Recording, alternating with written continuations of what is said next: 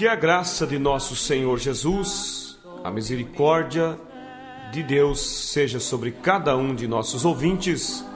Em mais esta programação, nosso desejo é que você possa viajar conosco por dentro das Escrituras, enquanto estaremos falando da Palavra de Deus. Que Deus vos abençoe, e é um privilégio para nós, um prazer, estarmos mais uma vez entrando no seu lar para vos falar da imensa preciosidade da Palavra de Deus. Nessa oportunidade estaremos lendo as Escrituras no livro de Apocalipse, capítulo 10, no versículo 7. Mas antes de lermos, nós ouviremos o hino, e após esse hino, então, estaremos lendo a Palavra de Deus.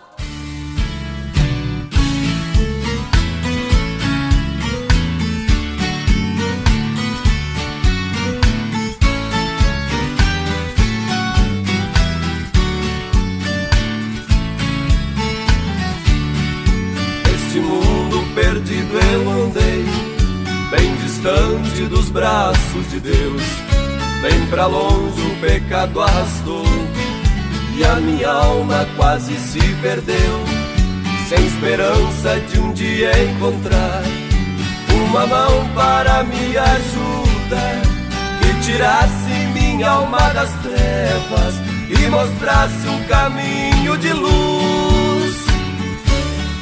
Mas existe alguém que liberta e que livra o pobre pecador, pois é Ele mesmo que transforma, Jesus Cristo, grande Salvador. Fui correndo então a procurar esse alguém para me ajudar, algo que fosse toda a verdade. Em religiões não pude encontrar. Deus me deu uma grande mensagem de um profeta para restaurar os mistérios que estavam escondidos. O irmão Brana veio revelar. Quem sou eu para ser escolhido nesta confusão que hoje está? Hoje Deus já escolheu sua noiva, brevemente Ele levará.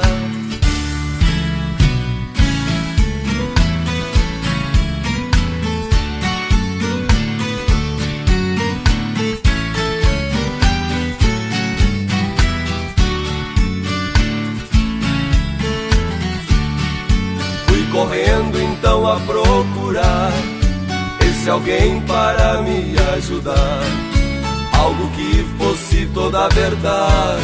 Em religiões não pude encontrar.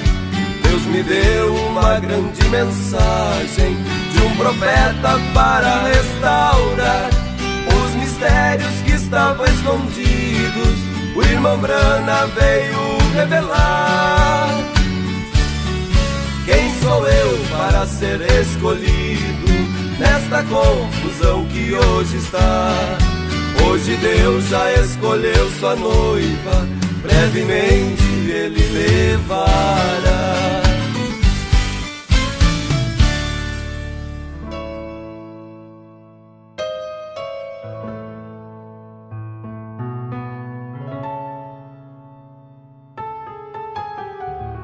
Apocalipse capítulo 10, versículo 7 nos diz: Mas nos dias da voz do sétimo anjo, quando tocar a sua trombeta, se cumprirá o segredo de Deus, como anunciou aos profetas seus servos. Que Deus abençoe e acrescente sua palavra, sua bênção, a palavra que foi lida nessa oportunidade. Eu daria um título a essa mensagem, e eu intitularia O Ministério de William Branham. Eu sei que esse é um assunto que pode chocar com muitas pessoas, mas eu te convido a conferir tudo isso pelas Escrituras, e você verá que não estamos falando nada, absolutamente nada, fora da palavra de Deus. Ouvintes, vocês têm nos ouvido já por algumas vezes nós falar que Deus tem enviado um profeta nesta era, um profeta mensageiro, um profeta que veio trazendo uma mensagem de restauração, levando a noiva de volta à fé dos apóstolos e dos profetas, conforme Malaquias capítulo 4, versículos 5 e 6, aonde a Bíblia diz: eis que eu vos envio o profeta Elias, antes que venha o grande e terrível dia do Senhor. E ele converterá o coração dos pais aos filhos e dos filhos a seus pais. Dos pais aos filhos, nós sabemos que se refere a João Batista, que converteu o coração dos pais da lei para os filhos que nasciam na graça. Você encontra isso em São Lucas capítulo 1, versículo 17. E dos filhos aos pais, esse se refere ao mensageiro desta última era, o sétimo anjo, que veio com uma mensagem de restauração, levando a nossa fé de volta à fé de nossos pais apostólicos, de volta ao batismo, de volta a toda a doutrina apostólica. Então veja, ouvintes, que Deus nos tem a dispensação gentílica, a qual nós vivemos. Deus a dividiu em 7 eras, sendo a primeira Éfeso e a última Laodiceia. E cada era Deus enviou um mensageiro, e o último mensageiro da última era, que é o qual é o sétimo anjo que nós lemos aqui, anjo terrestre. Paulo disse que muitas vezes nós acolhemos anjos em nossas casas e não sabemos. Quer dizer, homens com ministério que são anjos de Deus na terra. E Deus enviou, a Bíblia fala, você lê ali em Apocalipse capítulo 2, capítulo 3 de Apocalipse, o nosso ouvinte encontra as cartas às eras. Veja vocês que cada uma das cartas se refere ao anjo da igreja. Você pode ler em Apocalipse capítulo 2, versículo 1, aonde tem a primeira carta, e diz: escreve ao anjo da igreja que está em Éfeso. E assim, cada era, a carta ela é endereçada ao anjo daquela era.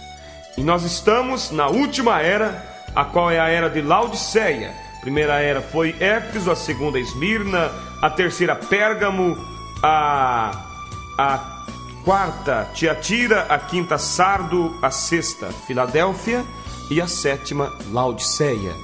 O mensageiro da primeira era foi o apóstolo Paulo, um profeta mensageiro. O mensageiro da segunda era foi Irineu. Da terceira era foi Martim. Da quarta era foi Columba. Da quinta era foi Lutero. E da sexta era foi John Wesley. E da sétima era William Branham, que Deus enviou um mensageiro com o ministério para restaurar. Os outros eram mensageiros reformadores, homens com uma mensagem para aquele tempo. Mas o mensageiro da última era, ele é um mensageiro profeta, o qual tem a graça de Deus para discernir os mistérios de Deus, porque em Amós capítulo 3, verso 7, a Bíblia diz que Deus não revela os seus segredos a não ser a seu servo, os profetas. Então veja, ouvintes, para nós estar incluído no plano de Deus, é necessário ter revelação do mover de Deus. Temos que ter revelação para poder então se encaixar. Muitos falharam e lutaram contra Deus por não ter revelação do que Deus estava fazendo. Por exemplo, nos dias que Deus enviou João Batista, o precursor da primeira vinda de Cristo, muitos se levantaram contra ele, porque não tinham revelação de que Deus estava naquele mensageiro. Também, ouvintes, nessa última era não tem sido diferente. O povo tem se levantado contra a mensagem de Deus, uma mensagem que veio para reunir a noiva na palavra.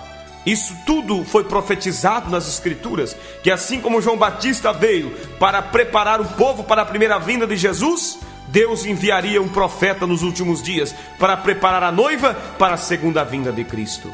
Mas aqueles que não têm tido revelação, eles acabam se levantando contra Deus. Então é necessário nós ter revelação para estar incluído no plano de Deus. E sobre o ministério de William Marion Branham, o qual é o homem que sobre ele está depositado o ministério de Elias, o ministério da restauração, o ministério que veio para levar a noiva de volta à palavra. Sobre o ministério do profeta William Branham, é necessário ter os nossos olhos abertos por Deus, para ver como Deus veio o preparando para cumprir através dele um propósito divino sobre a terra. Veja, ouvintes, que em primeiro lugar, nesse profeta, eu sei que, ouvintes, nosso tempo é muito pequeno, vamos dar algumas pequenas pinceladas, mas você depois, desejando saber mais acerca disso, você pode escrever. Estaremos enviando materiais para que você estude sobre a vida do profeta que Deus tem nos enviado. Primeiramente, eu quero falar sobre o nascimento simples do profeta de Deus.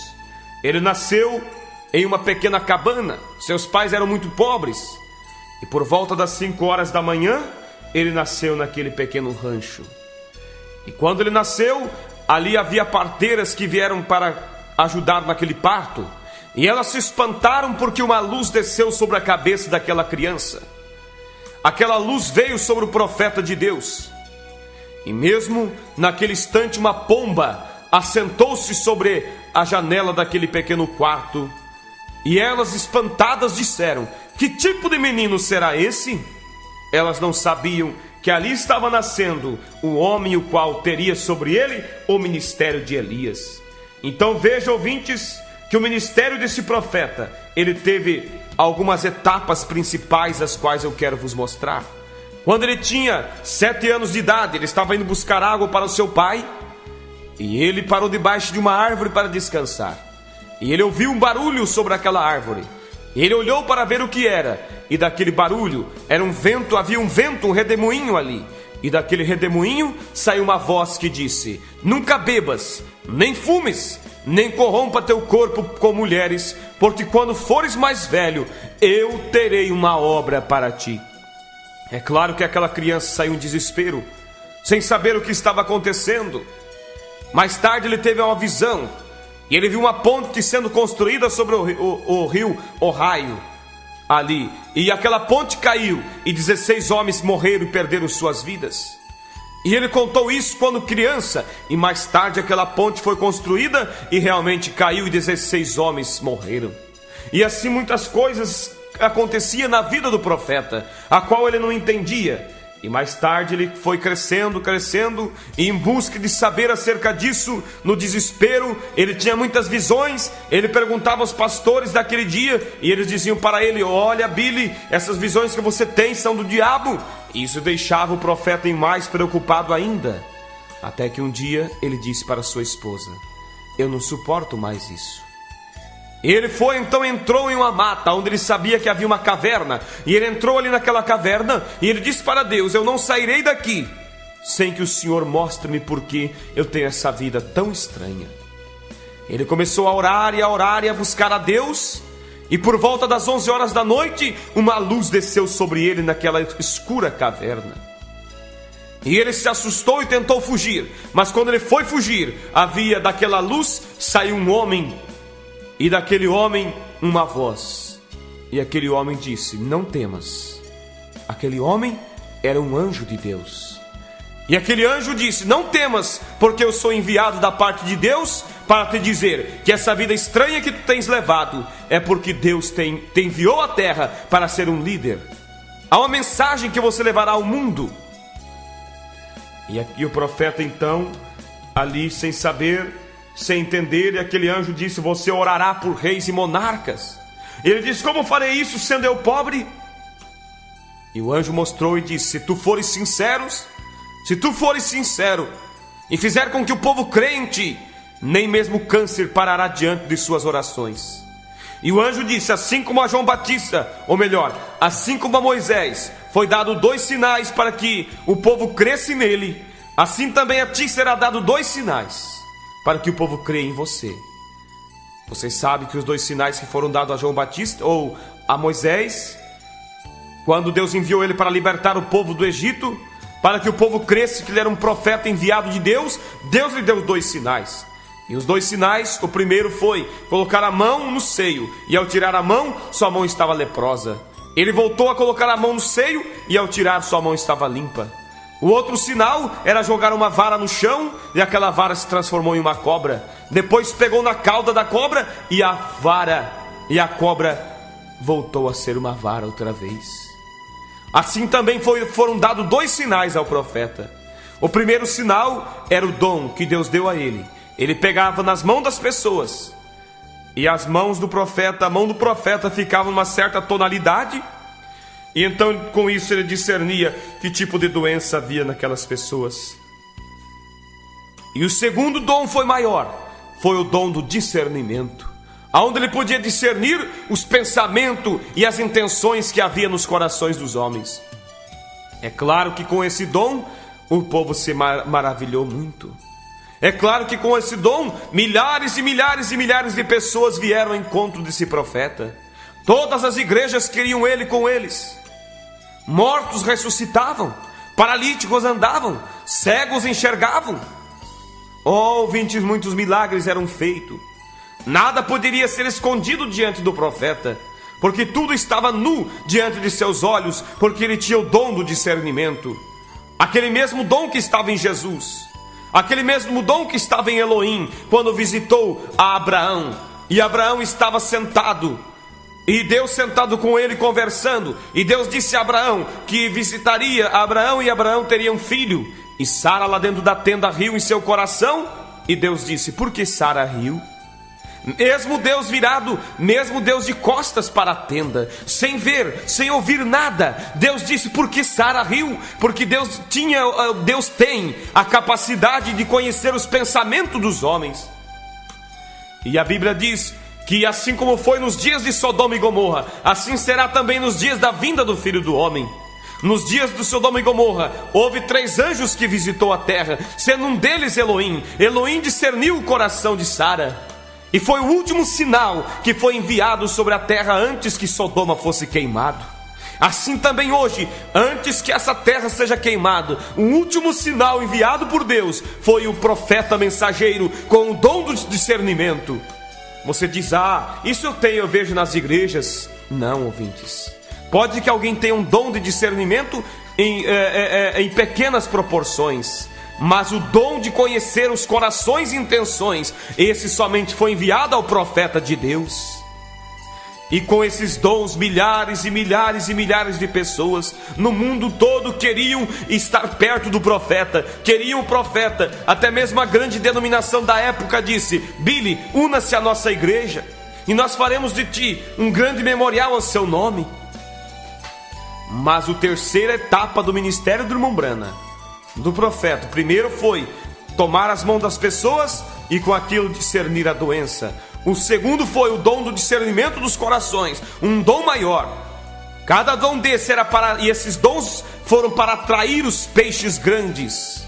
E os peixes grandes é a noiva de Jesus Cristo. Assim como no ministério de Jesus houve milagres, maravilhas, a transformação dos pães, a multiplicação melhor dos pães, tantas coisas para atrair a atenção, para que então a noiva, ou melhor, o povo daquela época fosse chamado, o povo de Deus fosse encontrado. Mas na hora que Jesus pregou a palavra, a multidão o abandonou e o colocaram em uma cruz. Da mesma maneira, ouvintes, nesta mensagem que Deus enviou através desse profeta, quando o primeiro dom estava em ação, muitos queriam o profeta. Quando o segundo dom estava em evidência, muito mais ainda queriam o profeta. Mas quando a terceira etapa foi manifestada, que foi a etapa da restauração, a etapa da revelação da palavra, quando o profeta foi a etapa da abertura da palavra, quando ele começou a mostrar as verdades bíblicas, a revelação, colocar as coisas no lugar, condenar o pecado, o mundo o abandonou, as igrejas o abandonaram. Mas eu digo para você, ouvinte, essa terceira etapa, ela é para a noiva. A terceira etapa é a abertura da palavra e mais, o poder da palavra falada. Você diz: eu nunca ouvi falar nisso. O que é o poder da palavra falada? É você falar e aquilo vir à existência. Assim como Adão no princípio ele tinha o poder para dizer: árvore, erga-te daqui e muda-te para lá, e essa árvore se mudaria, porque ele tinha o domínio. Mas Adão perdeu esse domínio, mas Deus veio restaurando, e a noiva de Jesus, ela tem que ter nos últimos dias a totalidade da palavra. Essa mensagem que Deus enviou através desse profeta veio para restaurar toda a palavra. Não só as doutrinas, mas muito mais, restaurar a posição da noiva em Cristo. E a terceira etapa do ministério do profeta foi a abertura da palavra, juntamente com o poder da palavra falada. Quando ele dizia a palavra, e aquilo vinha à existência. Certa vez, ele estava caçando esquilos e não conseguiu caçar nenhum. Então Deus falou com ele e disse: o que você está em busca? Ele disse: estou em busca de esquilos. Então Deus disse: diga, e os esquilos aparecerão. E ele ficou preocupado e disse: como isso? Ele lembrou daquela escritura que disse: se tiveres fé e disser a esse monte: erga-te daqui e precipita-te no mar, isso sucederá. E ele meditou e pensou: bem, essa escritura diz: se tiveres fé e disseres, é você dizer, não é Deus falar, mas você falar. Então a unção veio sobre ele e ele disse: haja esquilo. E o esquilo apareceu no galho da árvore. Deus criou através da palavra do profeta um esquilo no galho da árvore. Assim, ouvintes, houve mais manifestações no ministério do profeta, onde ele falou e aquilo sucedeu. Porque isso mostrando a totalidade da palavra de Deus. E isso virá sobre a noiva nos últimos dias. Quando o concílio apertar, a besta apertar e a noiva de Jesus perder os direitos, e nós não poder comprar e nem vender, nós, a noiva de Jesus Cristo, nós não iremos nos unir ao sistema de igrejas, ao ecumenismo. E quando isso suceder, então haverá um aperto que virá sobre o povo de Deus. E quando esse aperto vier, e nós então não podemos comprar e nem vender, então sobre nós descerá a unção da palavra, e nós diremos: haja, e aquilo que nós necessitar virá à existência diante de nós. Mas eu digo a vocês, ouvintes, o ministério do profeta é o ministério para a noiva. Ele começou, como eu disse, discernindo primeiramente as doenças, tomando a mão das pessoas, e a mão do profeta criava uma certa tonalidade e ele discernia a doença. A segunda etapa foi o discernimento dos corações. Mas a terceira etapa é a abertura da palavra e o poder da palavra falada. A terceira etapa é para a noiva de Jesus Cristo.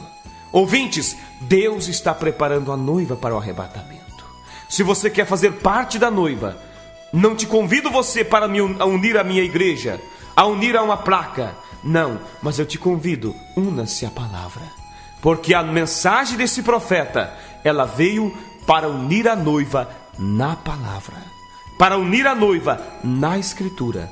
A voz desse mensageiro não veio para criar uma nova denominação, não veio para criar teologias, mas a voz desse profeta veio para levar a noiva de volta à palavra. Apocalipse 10:7 diz: e na voz do sétimo anjo, quando ele tocar a sua trombeta, se cumprirá todos os segredos de Deus. Sétimo anjo quer dizer o sétimo mensageiro da sétima era. Essa era de Laodiceia, ela terminará com o arrebatamento.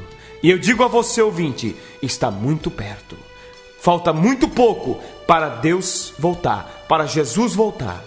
E a noiva de Jesus, ela tem que estar congregada em um lugar para ser arrebatada. E esse lugar é a palavra de Deus. Por isso, assim como João Batista, certo dia William Branham, o profeta de Deus, estava batizando um grupo de pessoas num rio chamado Ohio. E quando ele batizava, se eu não me engano, a 17ª pessoa, uma luz desceu do céu, diante de centenas de pessoas. Aquelas pessoas, uns caíram, desmaiaram, outros correram ao ver aquele sobrenatural. E daquela voz saiu uma voz que disse: assim como João Batista foi o precursor da minha primeira vinda. Tu trarás uma mensagem que precursarás, quer dizer, anunciará a minha segunda vinda. Ouvintes, essa mensagem, ela é uma mensagem que tem anunciado a segunda vinda, preparado a noiva para encontrar com Cristo. A Bíblia diz, quer ouçam ou deixem de ouvir, saberão que houve um profeta na terra. Que Deus vos abençoe, ouvinte, e que teu coração seja aberto, revelado, para você ver que há uma mensagem sobre a terra. E os eleitos, eles têm revelação, e eles seguirão essa mensagem. E esta mensagem te levará ao arrebatamento, porque ela está te levando agora à palavra. E quem estiver na palavra será arrebatado. Que Deus vos abençoe em nome do Senhor Jesus Cristo. E se você desejar escrever para o programa e dizer, eu quero receber um livro falando sobre a vida do profeta, do mensageiro, escreva para o programa o endereço que será citado e diga, eu desejo receber um livro sobre a história da vida deste profeta. E nós com prazer estaremos te enviando. Nós não endeusamos, nós não adoramos ao homem de forma alguma, mas nós cremos na mensagem que Deus enviou através dele, assim como cremos na mensagem de cada profeta de Deus. Muitos hoje dizem, mas os profetas duraram só até João Batista. Ouvintes, a Bíblia diz que a lei e os profetas duraram até João. A lei e os profetas da lei duraram até João, porque a lei encerrou em João Batista. Mas depois de João Batista é a dispensação da graça. E na dispensação da graça há profetas da graça, sendo que Jesus Cristo é o primeiro dos profetas da graça. Se profetas duraram até João somente, então Jesus não é profeta. Mas Jesus é o maior dos profetas. Paulo era um profeta. O próprio Jesus disse, eis que eu vos envio profetas sábios e entendidos. Entenda que a lei e os profetas duraram até João. Os profetas da lei duraram até João. João foi o último profeta da lei. Mas agora estamos na graça, na dispensação da graça, quando Deus tem enviado profetas dele. E nessa última era, há um profeta sobre a terra, uma mensagem, preparando a noiva para o arrebatamento. Deus vos abençoe, em nome do Senhor Jesus Cristo, e possa abrir o vosso entendimento com revelação para vocês crerem e serem encaixados no plano de Deus para esta hora. Em nome de Jesus, Deus vos abençoe.